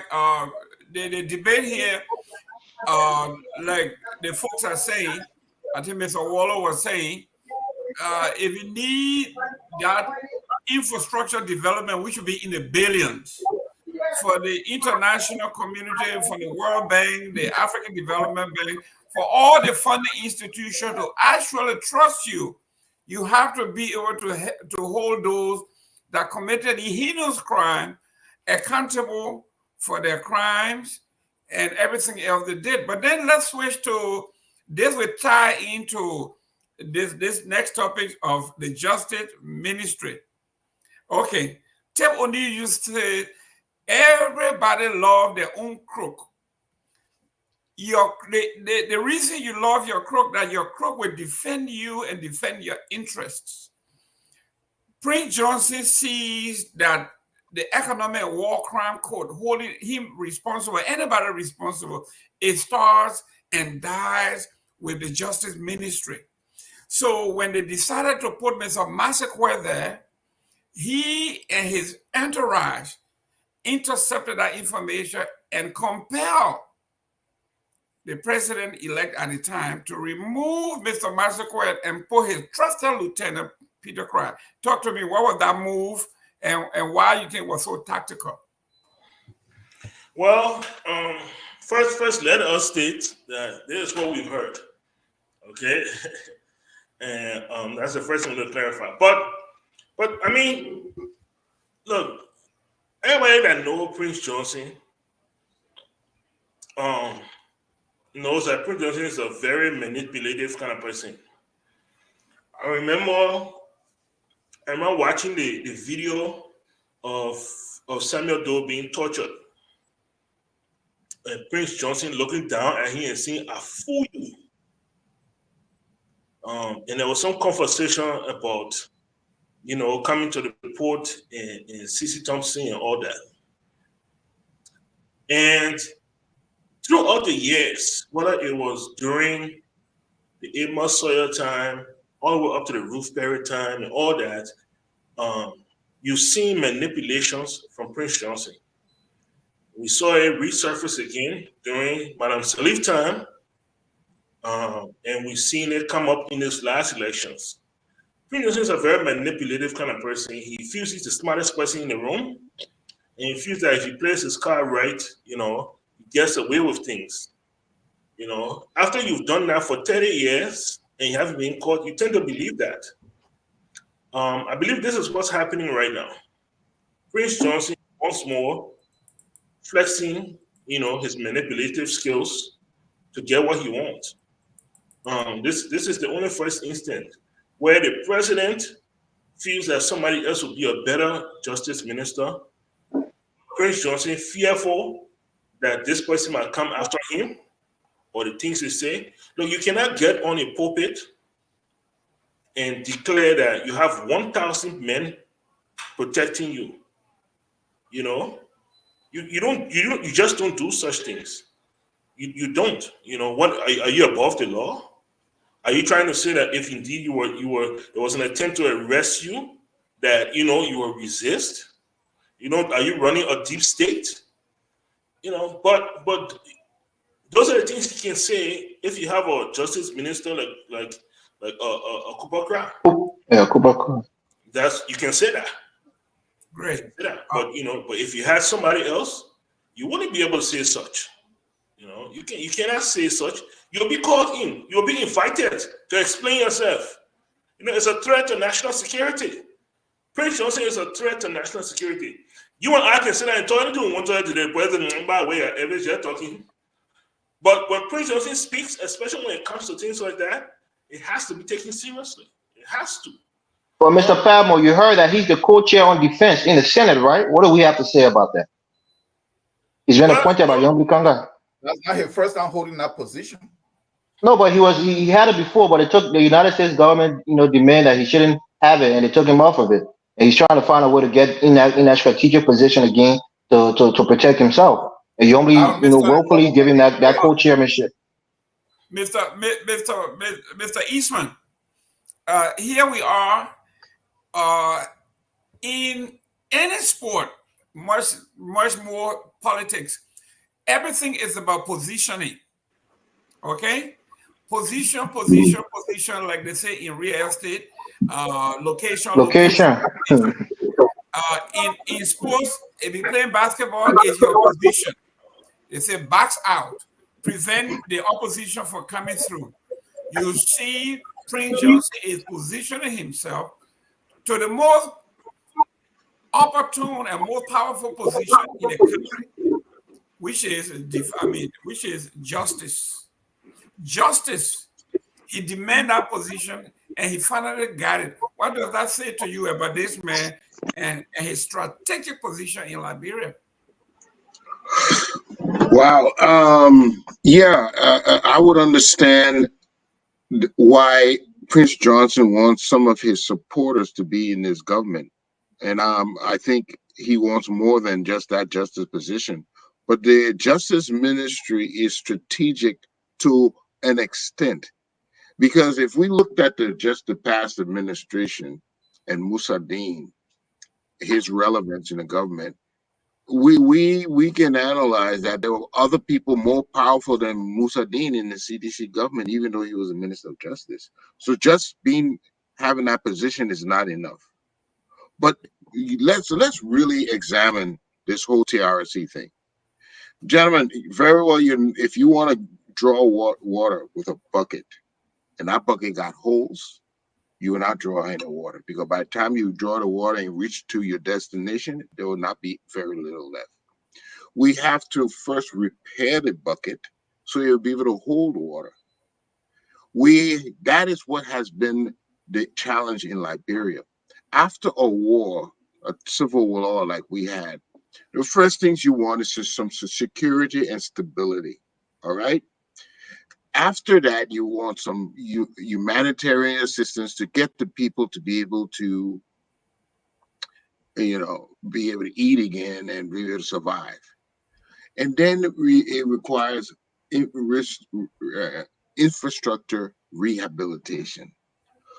This is where it gets wiry for us. We have been very lackadaisical, if there's a better word, but very slow in reestablishing the infrastructure we need. Look at the LEC, for instance. I was part of that organization, and I got caught on the job when Prince Johnson and his people took over. How many years later, since 1990, it's to 2018 or so, how much electricity is in the country? And that just goes to show you that the infrastructure that we have to repair, that we have to get ready before Liberia can start moving. We haven't done the key things. Yeah, we can talk about bringing people to court, and like Mr. Wallow said, we can go chase after some of the money they've stolen. But as long as you haven't repaired the bucket, it will still be leaky. Why have we not constructively repaired our whole infrastructure, the commerce infrastructure, the agriculture industry? Why have we not gone and repaired that? So tomorrow, you ask the question tomorrow when Mr. Barkai gives his speech. That is what is necessary, because the TRC is as itself is not even a document, instructive document to implement. There should be in a document like that. There should be a clause there for forgiveness, like they did in South Africa. There is, Mr. Eastman. There is. There is. Okay, you bring that out. But what is the criteria to meet for forgiveness? Can the people? There was one clause that the people who took part in the war should not also be allowed to exercise any political franchise. But then they brought back that is against the Constitution. Did we resolve that issue? Did we resolve that, say that the TRC is against the Constitution? Shouldn't we have gone back and do that first? Because if you don't do that, how can you implement it? So right. There's certain things we are not doing right, and we're just going in circles. And we have people who are manipulating us, this political system. They said our government was so this, so they wanted to get rid of him, but they brought back someone who now we're stuck with. We haven't seen much movement. So I think we need to take more comprehensive decisions if we're going to go anywhere in our lifetime. Great. Thank you. Gentlemen, let's take a few minutes to go to the next topic here, and then we'll go closing so you can go and watch your game. Mr. Gay, your background is getting very dark, so let me begin with you so we can excuse you. Here we are, Mr. Gay. We are talking about in our Basa parlance and other tribe too. It says, "Don't use my mouth to chew your pepper." That means don't make me do your dirty work while you are still alive. So here we are. We have the rescue train that were all over the place, killing That people gay to some one. degree. Excuse me? Okay. The rescue train all over the place, in some instances, killing people because they knew that they wanted George Weah out of the way and they were going to bring in new faces. In fact, Joseph Walker said he wasn't going to bring in anybody from the diaspora. We have enough manpower expertise on the ground. And to our amazement, my own friend and former co-host, Tule, and another friend of mine called Iman, That was Joel also. all of these people were saying, in fact, they refer to Ellen Johnson as the Jezebel, a bad, nasty woman that don't belong. She destroyed the country. And Joseph Walker agreed with them that Ellen Johnson squandered everything that was there and that everything was her fault. And then to our amazement, Joseph Walker finally won the elections, and all of those that were on here, they had a binder full of names on here. And all of a sudden, here comes Mrs. Salif, her police chief. Mr. Coleman is now the police chief. Inspector General, yeah, Inspector General. Police chief, Inspector A.B. General, Kurman, police. DA. Listen to me. We have Mr. Grisby, Ellie Johnson, Minister of State for Presidential Affairs. He's back in his position. We have Mr. Kamara, the man who doing Ellie's time. I know you saw this before. The biggest deficit, Mr. Kamara, is back in the same position. Ellie Johnson's private secretary. My own daughter, I call her Miss Kula Fufana. Not only did she lead Ellie's bosom, but now she is now closest to the president as the press secretary. We have Kofi Woods that serve in all positions in Ellie's government. They put him, in fact, even in a most strategic position. He's going to be sitting with the president every morning as security advisor. So Ellie is back. The old United Party is back. What happened to the George Tulins of the world, the Mamans of the world, the Kromans of the world? All of these people that said they were coming to bring in this new rescue tree. Mr. Gay, go ahead. I'm not surprised. The playbook of United Party remains the same.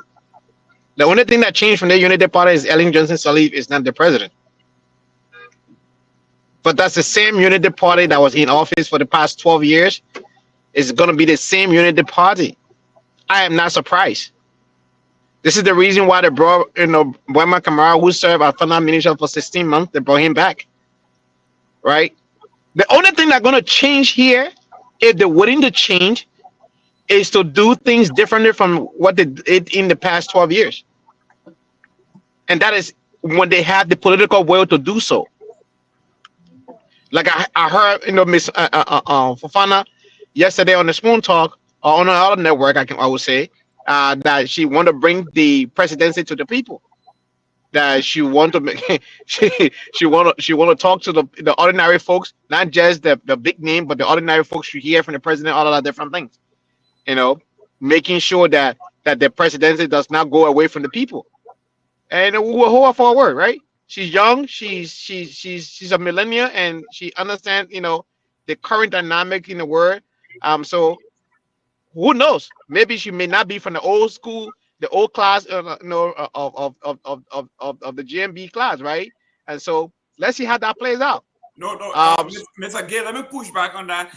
She is not a policy person. Her job is Yeah. to say what to She's say. just a sheriff. She's just she's just a crime cop. She Her has no job, real implication in this government. her No, job hold on, is but hold on, no, hold no. on. But listen If to this. Her job is to say what the president wants to say. That's it. She has that's That's no it. correct, right to but change She's it. let me not get to driving this. any policy agenda. She's not driving policy, so she's not that That is important in the true, grand but scheme of things. hold on. Sometimes the press secretary can make the public feel welcome. Sometimes the press secretary can make the public feel very, unwelcome.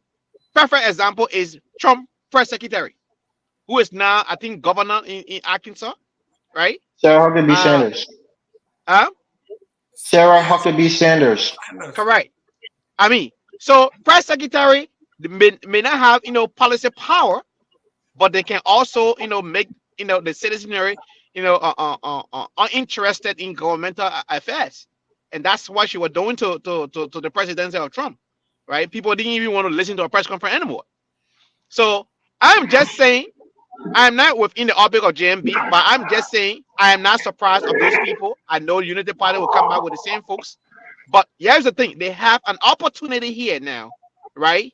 It's the oldest political party in Liberia currently. They have an opportunity here to correct the wrongs. If they won, they can also choose to maintain their old, strategy and do things, and try to cover it up like they normally do. This Mr. one, they try to cover it up. Mr. Gay, Yeah, before you close, please touch on this. So, what happened to this group of people who said they were coming to town to rescue this thing? What happened? Is this something that will cause I you? just told you I am not surprised that They Unity switch? Party. All of those things they were only saying it to win an election, right? We coming to audit. Their first audit is to audit the inaugural team. If they're really serious, that's their first audit, right? Great, You're great, giving $650,000, and the bottle of water was not near the president. great. Mr. Eastman. Mr. Give me skip over me again. Oh, okay. Mr. Morris, let's look at the political bait and switch. You sell something else, and then you give them something else. You brought all the young folks.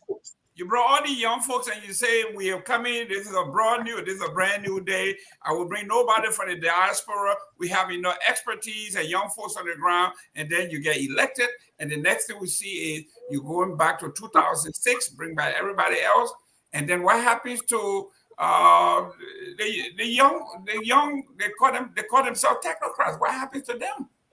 Right. Look, I would say this. Mr. Job made a statement on the weekday show that I agree with. Everybody was kind of getting at him for saying it. He said, "You got a 7 day old man managing an old man." He had said he hoped that his minister for presidential affairs would be a young person. Instead, he put, Sylvester Grisby there, who was a former superintendent for Sino County, and there was corruption scandals around him, going AWOL, not being there to help the people of Sino. So Joseph Boycott is Ellen Johnson Sirleaf light. And no offense to our president, right? But we know how sophisticated, well connected Ellen Johnson Sirleaf is. So when you think that Joseph Boycott can employ the same strategies, bring back the same people of Ellen Johnson Sirleaf, and by some miracle will be able to be a more effective leader and even get more international community help than Ellen Johnson Sirleaf have, we're deluding ourselves to think that. The reality is people from the diaspora really are the people that really elected Joseph Boyka. The Stanton Witherspoons, those who are raising money on the platforms for Joseph Boyka, the $300,000 that he raised, I think both times for poll watchers, came mostly from the diaspora. And to sideline the diaspora Liberians from his government is a slap in their face. And that's why people like what his name, Benny Nayura said it, Charles Walker Bromson said it, people like Costa said it, because these people, my Joseph Braga is the church that Joseph Braga goes to, the Upper Baptist Church. My parents got married in that church. I was the ring bearer at the time. I know that Joseph Braga have this mentality that people come into his life for a season. Anything you do for Joseph Braga, like Henry Costa alluded to, is God sending you. It's like the man who was drowning and somebody brought a fishing boat. He went praying to God for God to come and save him. Instead of getting in the fishing boat, he waiting for the angel to come down from heaven to pick him up with the wings and put him on a dry shore. Joseph Boyka is not like that. If you getting found out today, the money when you pray for that he needed, last week, he said, "I God bringing it through you." So the point that I'm trying to make is that the diaspora in America was used for Joseph Boyka to ascend to the presidency. And once that mission has been accomplished, your purpose was served. He doesn't need you to be in his government. You are only there because God appointed you to do that little piece of bidding for him. Once the job is done, he's done with you. That's what's going to happen. So all of these qualified guys, they're going to switch on Joseph Boyka. Watch in a year's time when these loud mouths who are on these different platforms like myself, when they see that Joseph Boyka is not appointing them, they're not getting any traction within his government. Once he has his core people and they barricade him like the Iron Dome in Israel, nobody can get through to him. Then they will understand that Joseph Boyka have no use for them. They will now switch. And this very show that we're on will become one of the most popular shows on this network because everybody now is in opposition to Joseph Boyka and they will come flocking to the show.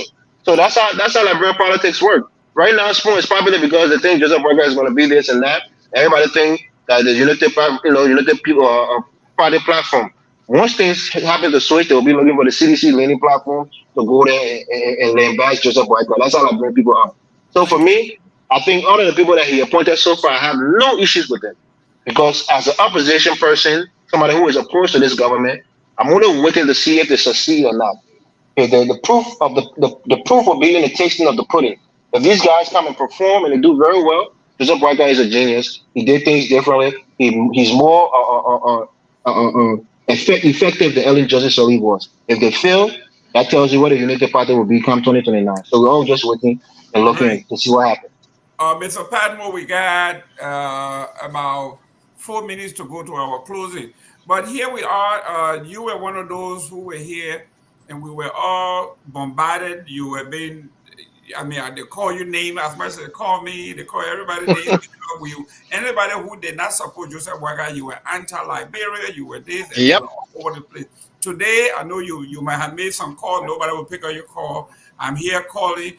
And one of our own panelists, Ali Kamara.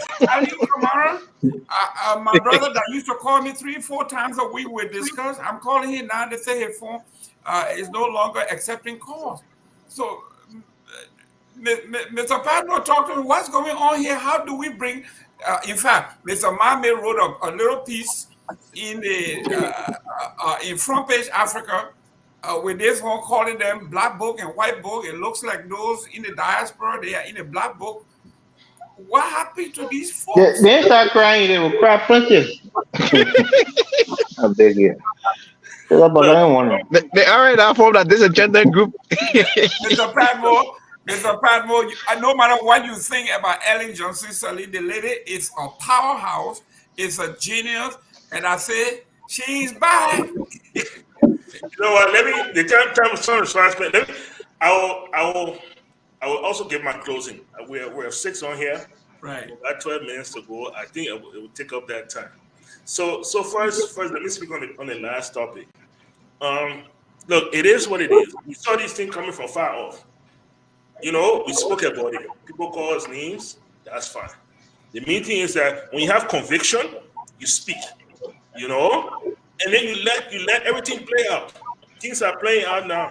People coming in my inbox. The people that used to be also causing me, they come in my inbox now to admit things. Oh, what happening here? Oh, what happening there? Oh, we're not certified what they want. They won't come answer. Why? Because they already overshadow themselves. But it is what it is. Look, this is what I would say. Liberia is our common patrimony. We all want what's best for Liberia. That's the one thing, that's the one glue that holds all of us together. We might all have different ways of going about it, but that we all want what's best for Liberia. Nobody here, none of us want in a nursing home. That I can say clearly. Everybody will go home and sit down in the Lake Congo, enjoy the lake breeze. I know, yeah. Yes, eat the lake fish and pepper soup. That's how eat that fresh mango off the tree. That's complicated, But in order for us to get to that point, Liberia has to be better. Liberia has to do better. And that is where the rubber meets the road. Joseph Boyka is showing that he's not ready for prime time. The man is old, his age is already changed. His stuff is already showing. You can imagine when I go one person in the street and you fainting. So what will happen now? What 10,000 people in the street? What will happen to you? We'll put 10,000 people in the street. Look, United Party has already been elected. We already stuck with you for 6 years. Try and do better.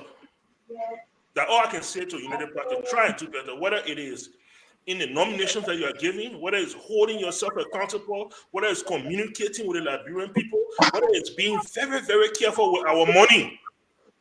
Do better. Do better. Improve. Do better. So that Liberia can do better and all of us can be okay with it. I'm okay with some nominations. I am. Some of them I have a lot of questions about, but we'll see how it plays out. We'll dance to the tune of the president, and we'll see what happens. We'll wait for the State of the Nation address. We'll wait for the declaration, the declaration of assets, and we'll wait for the rest of the nominees, and we'll see what happens from there. But thank you so much. I really appreciate being on here, and we'll see what happens. The next time we get together, it'll be post State of the Nation address. And then we'll discuss that and see what the president says. Thank you. Mr. Gay, I know you have to go. Real quick, you got 2 minutes. Go ahead, closing. Well, guys, it was a good show. Sorry, next time I'll have a better background. But listen, the circumstances here tomorrow, I know my dear brother Mario already said, the damage that already occurred. Whether they do good tomorrow or not, it will not be the case. That's true. But I think they have an opportunity tomorrow now. Don't give a speech that don't have any substance in it. Give a speech that is measurable and take it from there. Follow more, declare your assets, and get to work. The thing that will bring success to the Liberian people is having that reliable electricity. All the farm plan you have, if you don't have access to power, all that thing will not work. You can have the best economic plan. If you don't have electricity, it will not work. Mechanized farming, no electricity, it will not work. Address the one old age problem for once. LEC should not be subsidized by the Liberian government. It's supposed to be a revenue generating arm of the Liberian government. We currently have 200,000 customers. That 200,000 customers can generate income that can create more access to power being delivered to the people so that we can, have our country moving forward. Y'all go there tomorrow and can promise people that all the road will be paved in 100 days. It will not help. Put somebody at LEC now. I've not seen anybody nominated for LEC that would change LEC being a subsidized agencies to be a revenue generating arm of Liberia, and where Liberian can enjoy reliable source of power. Thank you. Thank you. Thank you. Mr. Tower, 2 minutes, please. Yes. Thanks first for having me on here. I appreciate being here to be able to share my view. Something here about Ellen being back in power and Unity Party people coming back. I don't think that should really be of any surprise. I mean, it's Unity Party. I don't. For me, my qualms will not be whether Coleman came back or whoever came back. It's about whether they're capable. What was their record in the last time that they served? So I think for me, that is how I would look at it. Because even if CDC came back tomorrow, the Jefferson Koji and the all these guys who will stay here, they'll come in some way. So they're not going to come to power and then dump all their people. Our concern, I think, should be whether the people are capable and their quality. As Gay said, I've been saying this for years. No development is possible without power. It's not possible. I can leave now, go to Grand Basso, go to Sano, set up my farm, try to do poultry, try to do incubation, all this stuff. There is no power. I have an asset in Marshall area that could turn to $1 million investment. When I look at the one that I have to put in to generate power, I will be coming out of pocket to run that. So what happened? I sit back. So even now, we're not talking about, it's not the major big investors that actually even make a country run in this America. It's small businesses. So you find out the more they squeeze out the small businesses, the economy get worse. So it's guys like me and you. We go in, but we can't afford to generate our own power. You can't depend on generators. They can build all the roads, but we need power. Power distributing it everywhere. But I want to tell you something. I'm not so sure, but I kind of partly read it. LDC that you talk about should be power generation. LDC is somehow quasi privatized. There is a Canadian American group that is connected to LDC, just like the British group is connected to the port. Because I said this, Ellen put policies and she did things that disarmed and strangulated the government, that anybody coming after her, there was a lot of things that were tied up that almost cannot be untangled. So LEC, you see, and then not only that, you see the transcode. No, let me wrap up. You see the transcode stuff, the one from Ivory Coast. I don't know who here read the document. That is meant to restrict and kill off your domestic power production. Because what it did was, $1 billion were taken from you to allegedly rehabilitate Mount Coffee. It didn't work. That money was stolen. It was substantive work was done. Now the power coming from Africa, whether you use it or not, you owe money that you must constantly pay. There is a minimum. So what that means, if you have money that you want to use to develop your domestic power supply, you have to hand it over to the French European company that want the plant in Ivory Coast. Then you are left naked to be able to do your own domestic power.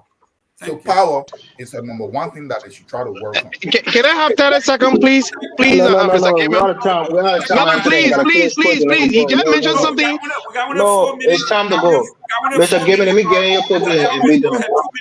Look, Albert, all day I never asked for 30 seconds. Anthony, hold on 1 second. Let me give Joseph. All right, that's fine. I'll put it in the comment. Let me give Joseph Boyka free advice. There's a man in Nimba County called Floyd Toma who has this private, a company called Jungle Power, who is doing great works in the Ganta area, bringing electricity to the people of Nimba. I would recommend him for the chairman of LEC or the director of LEC. Once he divests or he put his company into a blind trust and he can do business that will benefit his private company, I think it would be a great asset to the LEC. Floyd Toma from Nimba County, which is already on the team, very close to Jeremiah Cohen and those guys from Nimba. He's a great person that can help with the electricity problem in our country. But as it stands now, I think Monica Captain is doing pretty well as it stands. I think he's revamped the LEC along with Mary Bro. They're doing a pretty decent job. But again, it needs more in terms of expansion and revenue generation.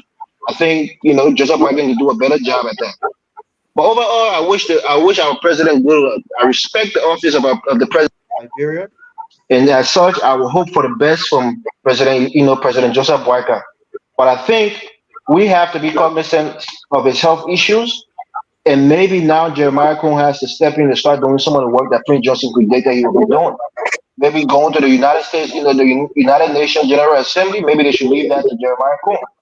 And I hope the United Party and the handlers of this president will do everything in their power so that we don't see another embarrassment tomorrow. Even though we're opposed to this president, but we don't want to see him getting embarrassed. We wish him the best as oppositions, people in the opposition.